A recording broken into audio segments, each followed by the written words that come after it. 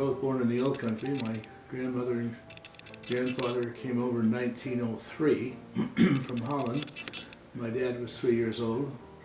My mother and grandfather on her side also came over, but they didn't know each other when they got to the United States. And then they came over because of the church. And they settled in Ogden, Utah, both families. And like I said, didn't know each other, but eventually they got to know one another. And my dad and mom grew up in Salt Lake, in Ogden, not Salt Lake. And that's where they got married in 1929. And I was born in 1930 in the Edie Hospital in Ogden, Utah. Well, that was kind of during the Depression, and my dad didn't have any work. His job was laid off. So he had an opportunity to come to California. So they came to California in 1931. I was born June 18th, 1930, and they came to California when I was about 6 months old. And they settled in Watsonville, California. My dad had a job there, and that's where he worked for the next 3 years. Excuse me. And I had, my twin brothers were born in Watsonville. That's where they were born. And after 3 years, we moved to San Jose.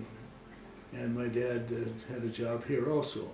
Actually, he had a job all during the Depression, working in the packing plant. That was his specialty. He was a very good packing house butcher. But we lived out in, kind of out in the sticks in Berryessa. And remember, at that time, San Jose was about a city of about 60,000. We lived in Berryessa, pretty rural, a few families out there in the sticks. Across the street from our house was a big prune orchard where they picked prunes in the summertime. So we were raised there. Well, I had two brothers and myself. And I remember one of the things that was kind of comical. We were the only towheads or blonde kids in the neighborhood. And we'd play out in the sidewalk. There was a sidewalk in front. And when we first moved in, the neighbors said, "What nationality are you kids?" "We're Mormons." Well, that became quite the joke around the neighborhood, but we were accepted. And that's where we were raised. Went to grammar school at Berryessa School. And it's a typical life of a young person. But as we grew older, because most of the area there was a farm area, truck farm primarily, but there were orchards. And we were around 10, 11, 12 years old. We worked on the truck farms, helping the farmers with their harvesting of lettuce, string beans, cabbage, cauliflower, and things like that. Then in the summertime, there was never a dull moment because we cut apricots, the whole family. My mother, my sister, myself, and my brothers. We went out to the orchard and cut apricots. And then they dried them, and we did that for about 2 weeks. And then after the apricots were over, had about a week and a half break, then we picked prunes. A lot of people don't know how you pick prunes. You pick them off the ground. You don't pick them off the tree. So we had knee pads and picked prunes. My mother didn't pick prunes, neither did my sister, but brothers and I, we picked prunes. And as we grew a little older, we had more responsible jobs. And when I was 16, I went to work for the can company, Continental Can, because most people don't realize in 1940, 41, 42, this was an agricultural, and it was about 20 different canneries and can companies, and during the summertime it was just nothing but canning. So that was a little bit of our life up until that point. When we went to grammar school in Berryessa. It was a K-8 school. Went to school there for the full eight years. And after we graduated from the 8th grade, we went to Roosevelt Junior High School, which was in San Jose. That was about a 5-mile drive or walk or ride your bicycle to get to school. There was no public transportation out in our area. So you went to Roosevelt Junior High for a year. And then after that, he went to San Jose High School, which was downtown San Jose, 7th and San Fernando.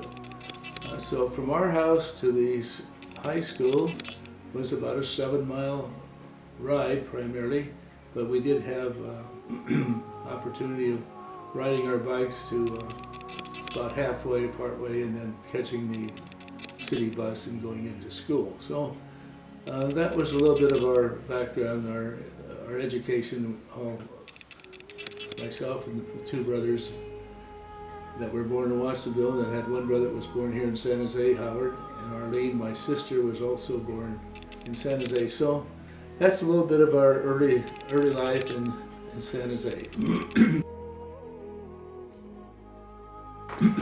I was born in Provo, Utah, and I was born in my Aunt Mary's bedroom, and I was born with coal black hair, and my dad was really pleased with that because for a while I was called Edith Colleen, and I was called Colleen for the first year of my life.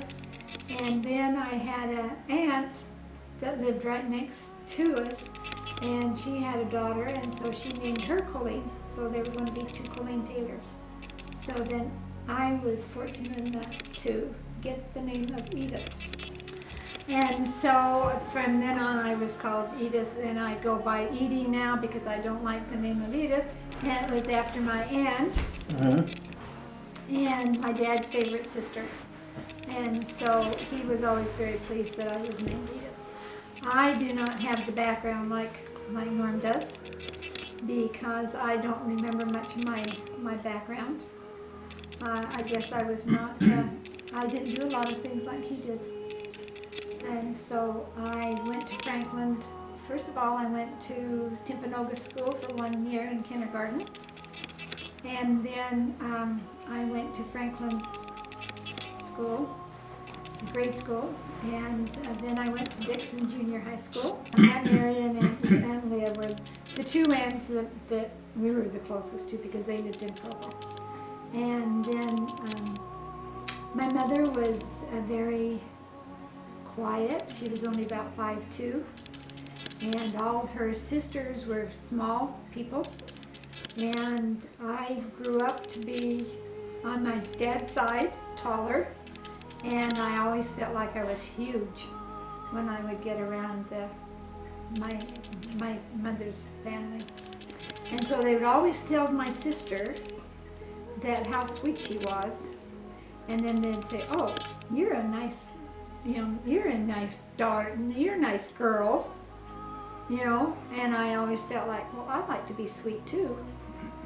So anyway, I had 4 brothers and my sister, and I was the youngest of the 6 children. And so I had a brother Don, George, Dale, and Gordon, and my sister Ruth, and myself. Now we can cut it off. Okay. Well, when I was growing up, going to the Franklin School is one I can remember the most, is that we had a lot of snow. And we used to play fox and geese in the snow. And it would come up to, of course we were younger, but it would come up to our knees, and then we would play this little fox and geese. And my dad used to tell about when he was younger. In fact, we have a picture of his house, and he had a hedge out in front, and the snow was up the hedge, and they could go over it in their sleigh. And he never believes this, but it happened. And then the Franklin School had a fire, I can't remember what they called it, fire, and it went down like this. And so we used to go down that little slide. Fire escape, yeah, it was a fire escape. And it used to go like this, so all the kids would go down there and play on this fire escape all the time. And that was always fun to do. And I used to be a runner. I could run when I was in grade school. I could beat people, and that was always fun. So I do remember those things. Oh, and then when we got into about junior high school, we had some old mattresses, and we used to put them out on our backyard, and the whole neighborhood would come, and we would do flip-flops and cartwheels and backflips and all this type of thing, and I was pretty good at doing that. And people can't believe that I could. The only thing I could not do, I could not stand on my head. I could not stand on my head, but I could do all the other flips, and we had a really good time. And we played hide and seek, and we did all these things until Geneva Steel Company came. And when Geneva Steel Company came, they had a lot of people move into Provo. And my mother was always afraid that something would happen to us because we were small. So we had to stop playing hide and seek, and we played with our brothers and their friends, and we had quite a group there that we could play with in that age, as I remember. And I was always blamed for everything. I was always blamed for being the little tattletale, and maybe I was. But anyway, that's what I was always blamed for. And I can remember when I was taking piano lessons, and I learned how to play the anniversary waltz. And so I found out that one of my brother's friends complained to him that every time he came over, that's all I played, because that's all I could play. And so I'd open the windows and just play my little heart out every time he would come over. That was my personality. So it was the first BYU, and it was the first year he had just come off from his mission, and it was the first day of orientation at BYU, and we were going around and seeing everything, orientation, being different places and going different places. And there was this really good, cute girl, senior, junior in BYU, and she was the one that was taking us around. She was really a cute girl, and so this one guy was standing behind me, and he kept flirting with her, and I thought, oh my gosh, So anyway, as the time went on, the 2 days that we were in this orientation group would come, and every time I turned around, this guy was behind me. And I thought, who is this guy that's always behind me? And so anyway, I had my girlfriend turn around, and I said, look and see on his tag, because we had name tags. Look and see what his name is. And she says, well, it's Norman Van something. Well, my brother had told me about Norm, coming to school perhaps, and so I turned around and I said, oh, do you know a Don Taylor in San Jose? And he says, yes. So we started going together for a while, and then we broke up. And we did, that was my first introduction to him, and now I'll hear his story. I don't remember that at all. No, he doesn't remember that at all. But life goes on. Anyway, after that, we finished, I think he just dropped out of school eventually, didn't finish the semester. No. But anyway, I finished the semester, and it was 1953. 54.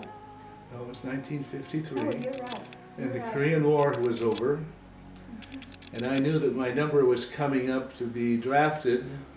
So when I got home, I went to work for the can company, and I got laid off in September because there was no more canning, and they didn't need any more cans. So anyway, I went down to the draft board and said, when's my number? And they said, well, it's coming up, probably be another month or two. And I said, why don't we go in now? So I volunteered to go into the service. So I went in October, and in the meantime, Edith was down here working and living with her brother and sister-in-law, and she gave me a call on the phone. Did not. Anyway, somehow we got together. Now I'll tell you my story about it. Anyway, we got together, and we went out quite a few times, whatever it was. And then I went in the Army, and I was stationed at Fort Ord, which is about 70 miles from San Jose, 65. So I came home on weekends after I got through the first phase of basic training, and we kept going together, and eventually we got engaged because I spent 6 months at Fort Ord with basic and advanced training, and then in 1954 I was shipped overseas and ended up in Korea. So do you have anything to correct on that? Nope. No. Kinda. So I was sent to Korea, and before I get to that, though, at our company at Fort Ord, this is shortly after the Korean War stopped. In our company, there were 18 LDS returned missionaries, so we had a great time at Fort Ord. And then when we were shipped out in the spring of '54, we all went our different ways. But anyway, I was lucky enough to go to Korea. So I spent 6 months in Korea with the U.S. Army, and was just fortunate enough that I was in a company that they pulled about 5 or 6 of us out of that company and put us in another company and sent us to Hawaii. So I spent 6 months in Korea, and then I was shipped to Hawaii with the 25th Infantry Division, which was a Hawaiian division. So we got a royal reception when we got to Hawaii, leis and parties and everything else. And so there I was stationed at Schofield Barracks, and this was in the latter part of 1954. So I thought, well, Edie's at home and I'm here, we just as well get married. So I sent a letter home, and in the meantime we'd been engaged. Anyway, I came home in 1955, and we got married in January 55. January of 55. January of 1955, and we went back to Hawaii, and I spent the remainder of my time in Hawaii. Okay, we stopped going with each other At BYU. At BYU, and I didn't see him. And then I came down here to help my sister-in-law, who was expecting a baby, and she had a difficult time having babies. And so, since I couldn't register for any classes because I was a tailor, and that was the last part of registration, and I was doing business with the machines, and so all the business machines were taken. And the professor said, well, I'll save you a spot, and he forgot to save me a spot. So that's why I didn't finish that year of school. So I came down here, and actually I started going with his brother. And I went with his brother for what, 3 months. And then one time I went with this other kid, and he said, by the way, he says, would you ever go with Norm Van Workum again? And I said, he'd never asked me. And he said, oh, I don't know. So it was only like a day or two, and I got a phone call from him. So I didn't call him. I thought you called me. No, no. So I got a call from him, and so then we started going with each other. And then when we got married, and I went over to Hawaii. We had just gotten there. We got there on Saturday night, and on Sunday night I received a telephone, what do you call it? Telephone call? No, it wasn't a telephone call. Telegram? Telegram. Saying that my mother had passed away. And so there was only a week that she lived after I was married. And the reason why he came home was because I had a boyfriend that I grew up with that I didn't care for too much. But anyway, he called and said, would you like to go to a New Year's party with me and just, be with all the kids and everything? And so I said, my brother said, well, you better write to Norm and ask him. So I wrote to Norm, and he called me over the phone and said, I'm coming home to get married. Now that's really what happened. Well, I'll tell you one thing about when I was I was in the 2nd grade, and my brothers were just coming to school in kindergarten. We were out in Berryessa. So the first day of school, I took him to school because my mother didn't drive and we rode to school on the bus. And so I took him to the kindergarten class. Mrs. Berlin was the teacher. And I said, this is Wayne and this is Blaine. And she says, oh, okay. She says, now how can I tell them apart? Well, I says, Wayne has the red shirt on and Blaine has the yellow shirt on. And she says, you know, you can tell them apart that way. And she says, were they going to wear those shirts the rest of the year? So I said, well, that's a good question. Anyway, she got to know them, but they were identical twins, and they were very hard to tell apart. In fact, when they were young, they had a little jibber-jabber of their own, and nobody else could understand them, and they'd be out playing in the yard and so forth, and laughing, and everybody wondered, what's going on there? And they were very close even up until the time that my brother Wayne passed away a year and a half ago. Very close. They saw each other every week just about. And when Wayne knew he was getting to the point where he was going to pass away because of his health and so forth, he told Blaine, you take care of Joyce.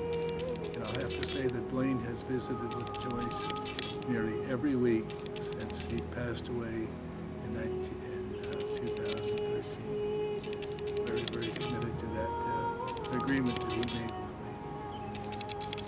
me. Well, when I was about 4 years old, we were living in San Jose, and the houses were not side by side. There was a house here, maybe a vacant lot or two between, and a couple more houses down the road. Well, in the spring of the year, the vacant lots were not plowed or anything, so the weeds grew up quite high.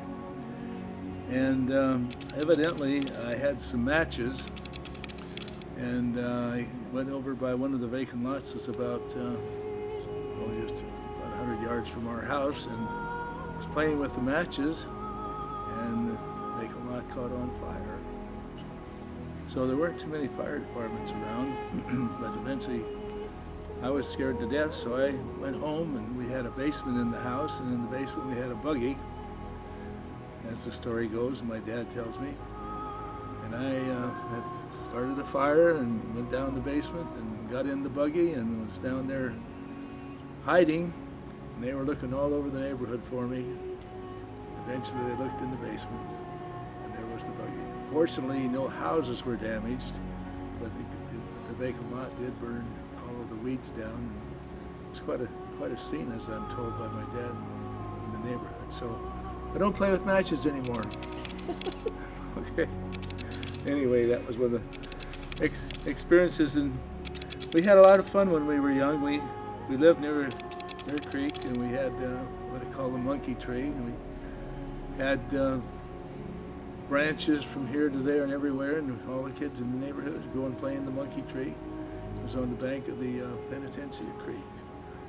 When you live out in the country, you can do a lot of things. We didn't have any, mother didn't drive, we didn't have only one car, Dad took it to work, so our transportation was our 2 feet or our bicycles. So we rode our bicycles from our house to Elm Rock Park, which is about 7 miles. We'd ride up down to San Jose, which is about 6 miles, and just didn't have any fear of where we were going. Never had any problems. At that time, we didn't have gangs in San Jose, didn't have the murders and so forth, so it was a different place than it is today. Well, I didn't go to, I went to San Jose High School, and we had a spring break, and so I didn't go over there and stay for the whole week, but I went over there a couple of times when I was a senior. And we used to go surfing. We didn't have surfboards, but what we'd take is a mattress cover and get it wet and fill it full of air. And then we'd go out and ride the waves. Well, this one time, one spring when I was there was about 3 of us. I think there were 3 or 4. And we rented a raft, and we got on the raft, and we kind of were laying on the raft. And the tide was going out, and so we kind of relaxing there and actually fell asleep. And the first thing we know was we woke up and we could barely see the roller coaster. We could see the top of the roller coaster, which told us we were out quite a ways. So we tried to paddle back, but we were going against the tide, so that didn't do us any good. Fortunately, somebody was up on one of the high spots on the bank and saw us and alerted the Coast Guard, which is stationed there in the harbor, and they came out and rescued us. But it was kind of once we found out that we weren't going to get back to shore, it was kind of a frightening experience, but one that we didn't cherish, but it happened, and we were rescued by the Coast Guard, and all is well in San Jose. Well, I say once we came from Berryessa into the schools in San Jose, we had very little athletic competition out there. So we came into Roosevelt Junior High School in ninth grade, and they had intramural activities, and so I got involved in that and found out I was a pretty good athlete. So I was on a couple of teams, and then I went to San Jose High School for the 10th, 11th, and 12th grade, and they had activities where they had leagues and so forth. So I thought, well, I knew some kids from Roosevelt, they were going there, so we went out for the football team. So I made the soft frosh. It was called the soft frosh, but there were really no freshmen there. It was a sophomore football team. So I made the football team, and then they had the baseball team in the spring, so I tried out for the baseball team and made the baseball team as a sophomore. And then as a junior and senior, I played baseball and football. And at that time, our league was from San Jose to South San Francisco to Daly City. Eight schools were in the league, and that was basically the extent of it. So I played end. At that time, they just called them an end, not a tight end or a wide receiver. You were an end, and you played both ways. You played the defense and you played offense. So baseball, I played shortstop and played the varsity for 2 years. We also had a summer league where we also played. So ended up, I wasn't too bad an athlete. As I looked at one of my records the other day, or a newspaper clipping, I was a second string end in the Peninsula Athletic League, which had the 8 schools. So I wasn't first string, but I was second string, so not too bad for an old man. Okay. Well, one of the experiences we had when we were teenagers, our dad was quite, had his finger in quite a few things. So he would raise turkeys, besides having his full-time job. So he raised about 200 turkeys every year in the lot next to our house out on Berryessa. So come Thanksgiving, my brothers and myself, my mother a little bit, we spent our time dressing turkeys. Now that's an experience in and of itself because they're not too smart. But my dad would he would kill them, and then we would dry pick them in the barn. We had a small barn, and we did that day after day before Christmas and before Thanksgiving, and then Dad would deliver them to people that had given the orders from the church and otherwise. And so we had quite a business and quite an experience taking care of the turkeys. My brothers maintained that they did more work than I did, but I was the older one in the family, so I maintained I did as much or more than they did. But I will have to admit, once I got into high school and we had football practice after school and had a Thanksgiving Day game against Lincoln High School, I probably wasn't there as much as they were because they were 2 years younger. But that was an experience I'll never forget. Taking care of it and picking the turkeys and getting ready for the customers. Another experience. How many did you have? You had quite a few. About 200. Yeah, we had about 200. Remember when I was almost 16, and everybody my age, if they were 16 or older, had a job in the cannery. So we lived about a mile and a half from Continental Can. They made the cans for the cannery, along with American Can. So about 4 days before I was 16, I rode my bike down to the cannery personnel office and said, you know, I'd like to get a job. He said, well, how old are you? I said, well, I'll be 16 in about 4 days. And they said, well, we don't hire anybody less than 16. So I said, come back tomorrow. So the next day I went back on my bike and went in the office and said, I'm here again. Are you 16? No, I'll be 16 in 2 days.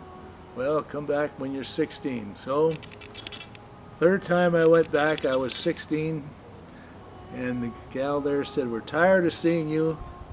You can go to work this afternoon at 3 o'clock. So they put me in the, in the warehouse packing cans.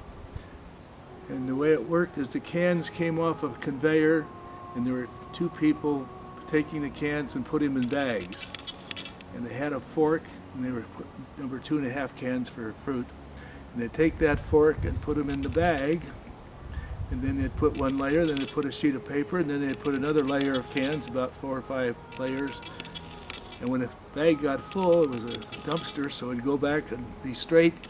And then there was somebody with white tape, not white, brown tape that you run across the roller. It gets wet, and then you tape the bag closed. Take it off the roller and put it on a pallet. So I was assigned to one of those pallet containers where they put the bag in. Fortunately, I had a guy next to me. He says, this is the way you do it. And he just pulled that tape out, put it on there, boy, just slick as could be. He said, now it's your turn. So I pulled that out. Before I knew it, I had tape on me, I had tape on the bag. And it was a mess. And I thought, boy, I'll never learn this. But within 3 days, you learned how to pull that tape across that wet roller, tear it off, put it on the bag, get that bag sealed and get it off. And that was your job for the 8-hour shift.